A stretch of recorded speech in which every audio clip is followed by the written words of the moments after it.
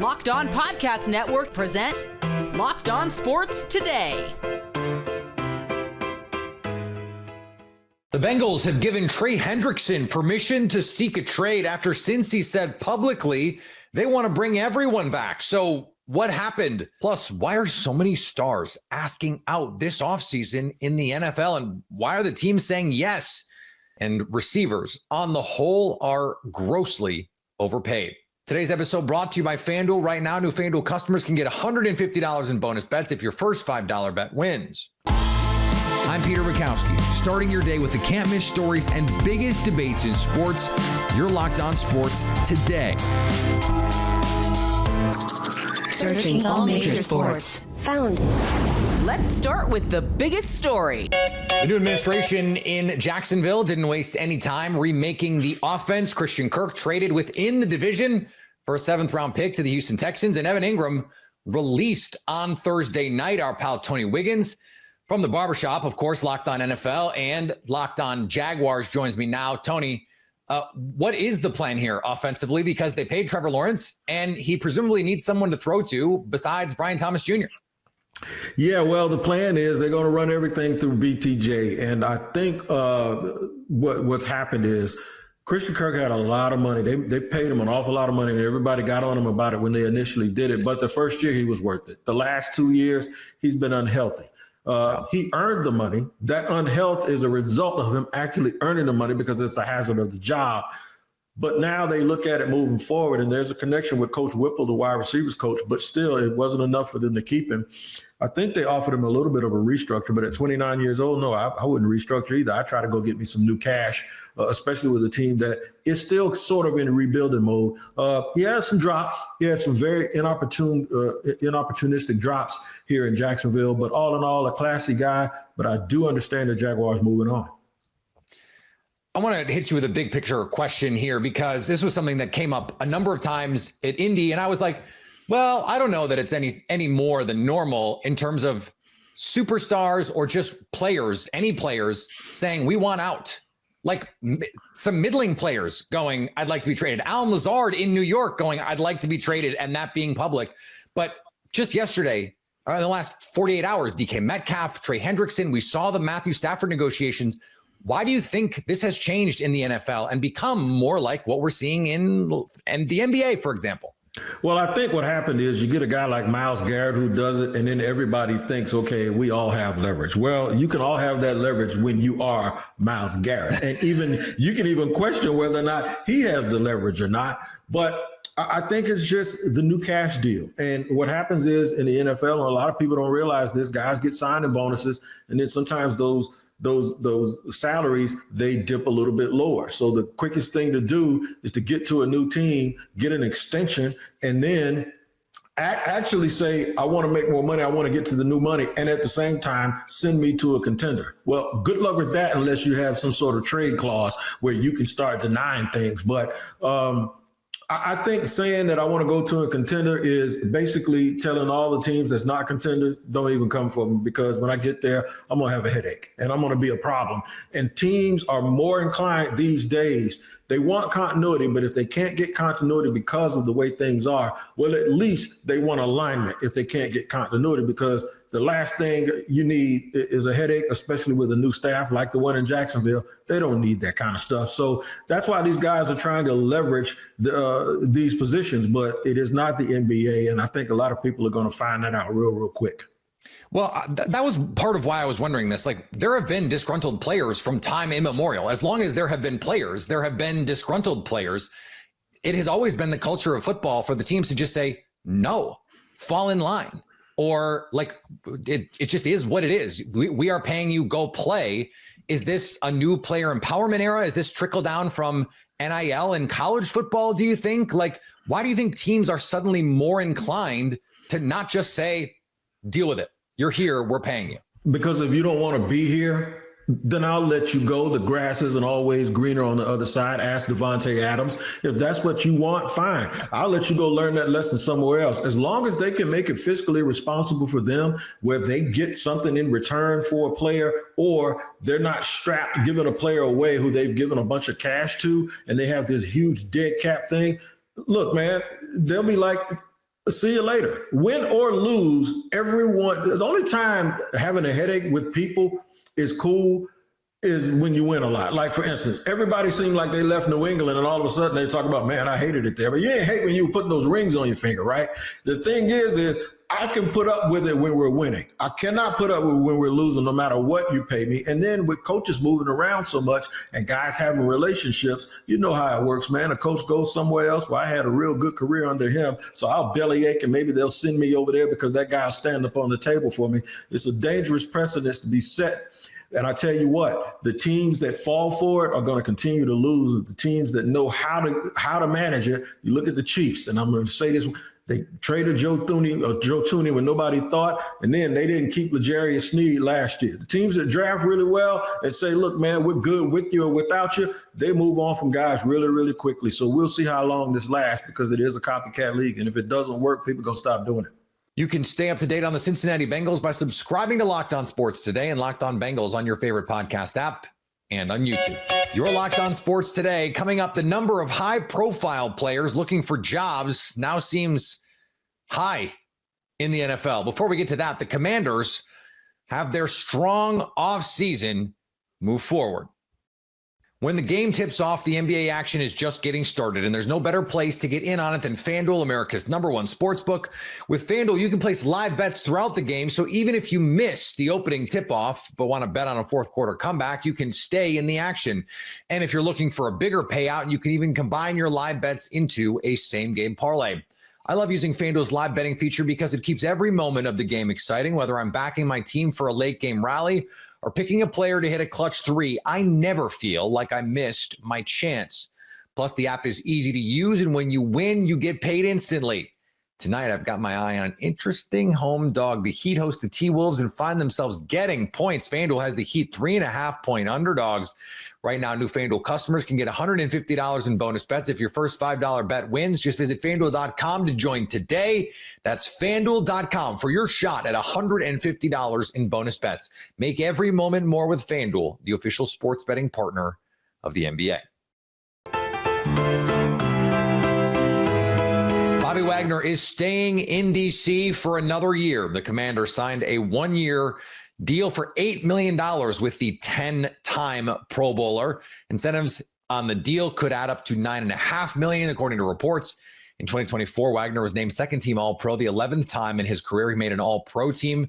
He was once again voted to the Pro Bowl. He's also recorded 100 or more tackles in 13 consecutive seasons, tying former Washington linebacker London Fletcher for the second longest streak in NFL history.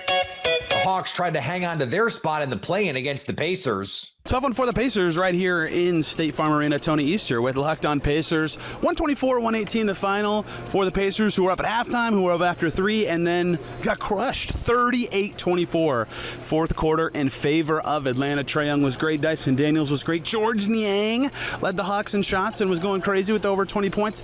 Hawks lived in the paint, over 70 points in the paint. Pacers defense, both in terms of protecting the paint and in terms of stopping drives, was not there at all today, and they couldn't quite recover. That led to a game of Ron's Hawks would surge for 10 quick points here, 8 quick points there. Pacers had some answers, but not enough as they dropped this one. They were without Tyrese Halliburton. That obviously played a big factor in this one, but Pascal Siakam was awesome. Over 30 points for him. They got good contributions from Aaron Nesmith. Miles Turner had a great start to this game. Pacers did have enough to win it. That's why they're winning in the fourth quarter at times, but not enough late. Their close was not where it needed to be. They fall. We'll have much more on Locked On Pacers. And in men's college basketball, Michigan State faced a tough road matchup in Iowa. Guys, Michigan State, outright Big Ten champions, and what a poetic way to do it.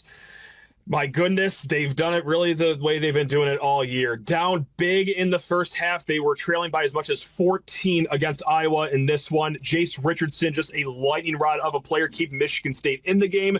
Jaden Akins with a patented quiet first half, great second half offensively. He had Trey Hallman having a marquee moment again.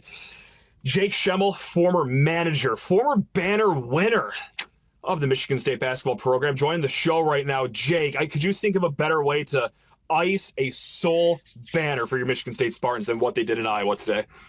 No, not at all. And before we get into that, I want to read a few things here. Please. Wednesday, February 26th, on to Wisconsin. Sunday, that was March 2nd, I believe. We'll pick up the pieces in Iowa City. Actually, all right, but Iowa City it is. Tonight, 7:05 p.m. Sunday for the sole title it is. It's hard to remember a time when this many veteran players have been demanding a trade in one offseason or have been allowed to explore a trade in one offseason. Trey Hendrickson of the Cincinnati Bengals, the latest here. Jake Lisco from Locked On Bengals joins me now. And Jake, the Bengals were hinting, were saying, were leaking to reporters, hey, we want to get everyone done. We want to get T. Higgins back and signed. We want to get Trey Hendrickson extended. We're going to deal with Jamar Chase. We've already got Joe Burrow. And now we're here where it looks like these two sides are parting ways. Why do you think that tune changed? Well, I don't know what's more surprising, Peter, the fact that the Bengals granted a trade request or the fact that things fell apart. I would lean toward the fact that they actually granted a player permission to explore a trade, which isn't something I can ever remember them doing. Them not getting deals done with their stars. Well, there's plenty of examples of that in recent history. But as you point out, it was a Bengals public message and private message that their plan was, and repeatedly so, to keep all of their stars around and get long-term deals done with them. The plan was to find common ground with Trey Hendrickson and get an extension done. And they didn't manage to do that already. One step of this three-step plan before free agency, or in addition to unrestricted free agency and external free agents and all the smaller free agents that the Bengals have to consider as they're trying to remake their defense, has already failed. And that's a terrible starting place, especially for a fan base that already is out of patience for this ownership group. We called last offseason the most important offseason in Cincinnati Bengals history, with Joe Burrow coming off the wrist injury and a year removed from 2 straight AFC championship appearances, 1 AFC championship win, in another game where they were right there. Could have been 2 straight Super Bowl appearances very easily for the Bengals. Since then, Joe Burrow has agreed to his second contract, and as we've seen with Andy Dalton and Carson Palmer, the Cincinnati Bengals have not figured out how to build a roster around their quarterback on his second deal, even the best of those 3 quarterbacks, and that makes us profoundly disappointing to start this offseason. This has to be viewed through the lens of the T. Higgins deal as well, because this defense was bad last year. That's like a diplomatic framing of what they were. Lou Anarumo is gone, but now you're also exploring a trade, allowing your best defensive player by a mile to walk out the door. It's hard not to view that through the lens of, hey, maybe you offset that and say, hey, look, Trey Hendrickson, why don't you come back? We'll sign you. And T. Higgins, that same money, why don't you go explore what's out there? Why not handle it that way?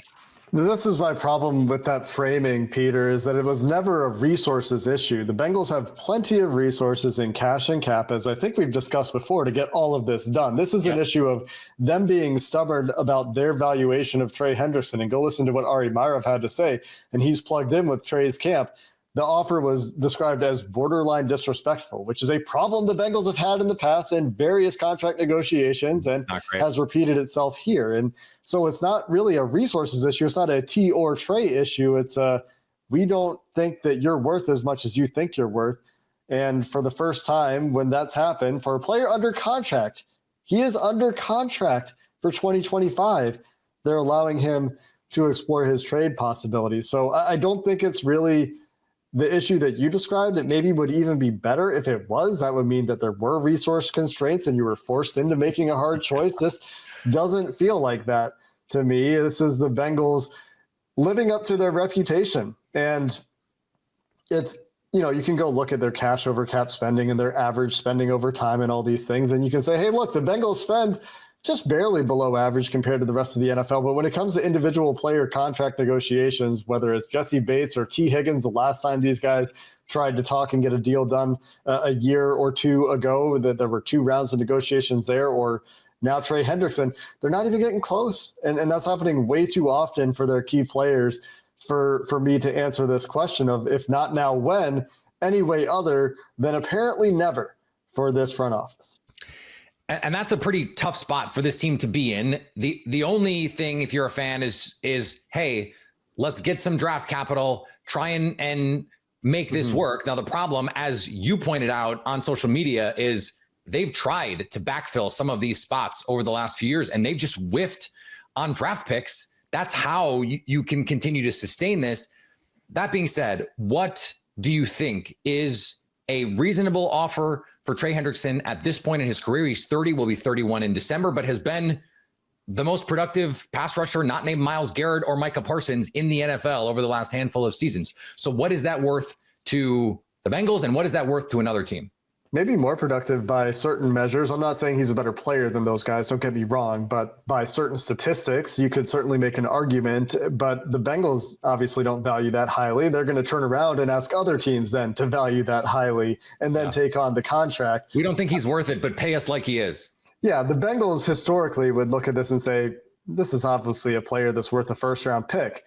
I don't think anyone is paying a first-round pick for Trey Hendrickson, even at the back of the first round.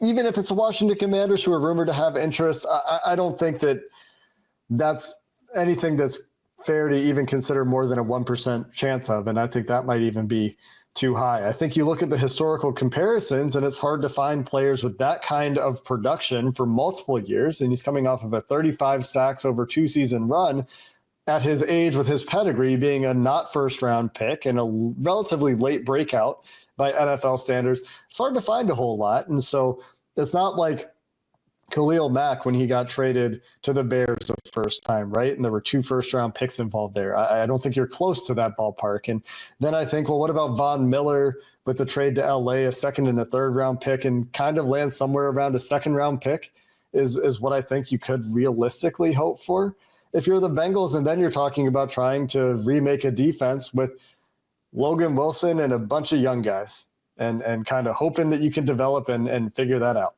You can stay up to date all year on the NFL by subscribing to Locked On Sports Today and Locked On NFL on your favorite podcast app and on YouTube. Coming up, wide receivers, way overpaid. DK Metcalf is just another example of the crazy wide receiver market and how a guy who gets the bag one day can be on the trade block in 2 or 3 days. Brian Peacock discussed with Matt Williamson on a recent Peacock and Williamson why the receiver market has gotten way out of whack. You know, this ties into the conversation you're just having about Jamar Chase and all these wide receivers that are getting mega paid. And 6 months ago, Brandon Ayuk almost got traded to the Steelers, instead got paid. The 49ers now still already willing to listen to trade offers for Brandon Ayuk. And it feels like 9 out of 10 teams that paid these massive contracts to wide receivers are either unhappy with the contract, ready to trade the wide receivers. And I think it just is a lesson that, like, how did we get here with wide receivers? How did we get here? Yeah. Wide receivers are important. And I just think team building wise, they shouldn't be in the class of players that they're being paid like. And there's so many good wide receivers available. You can find them in the NFL draft. And I think we're starting to see that. And if you have it's almost quarterback is there in a way, like you almost can't overpay a superstar quarterback. Mm-hmm. Like I've talked about this so much with the 49ers with Brock Purdy being up for a contract negotiation and a potential extension. And I'm like, there's Purdy and there's Tua, and they're this class of quarterback where, like, they're a good quarterback and the teams are afraid to lose them because they don't want to get worse at quarterback. But if they were on the open market and Josh Allen was on the open market, Josh Allen would get $100 million a year. Right? I'm not sure. It might be like, take whatever you want. Yeah. Here's a portion of the team. You own the team now. Right. Yeah. And for these other quarterbacks, it'd be like, you might even actually get less on the open market than you're bidding against yourself because you're telling the agent you're afraid to not have this player. So they've got you, especially after free agency in the draft. What are we going to do with that if we don't have him? Yeah, you have to go into the season with a quarterback.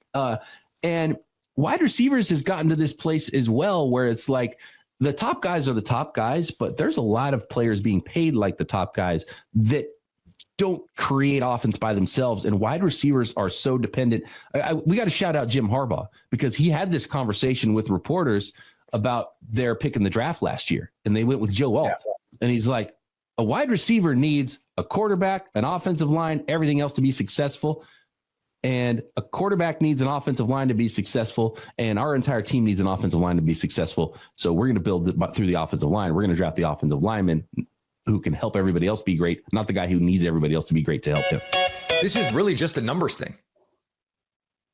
If you play 3 wide receivers most of the time, then any one receiver is inherently less valuable.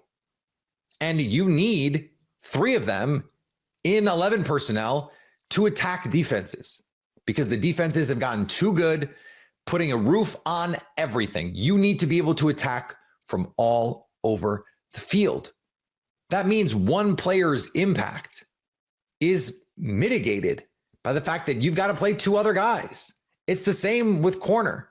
No one cornerback can be as valuable as the quarterback or the pass rusher where you'd have 2 players on the edge or along the interior. It's just a numbers game. There are very few receivers who are worth paying like pass rushers because very few players actually impact the game at that level. And I think you can make a straightforward case. There aren't any corners. Patrick Surtain may be the one exception who impacts the game that way. But we all love scoring points. That includes teams and their ownership and their front offices. So receivers get that bump.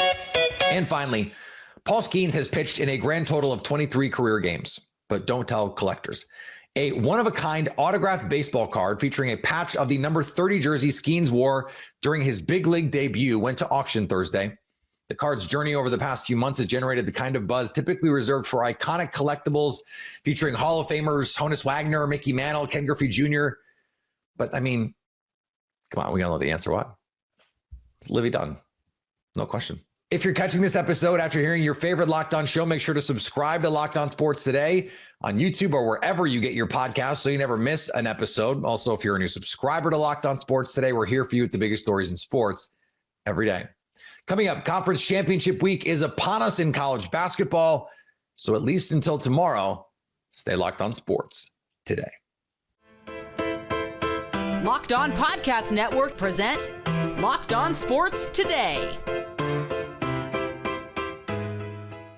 Go to our video on demand. Click on sports at the top of your screen. There, you'll find past episodes of Locked On Sports Today, plus other Locked On shows on demand.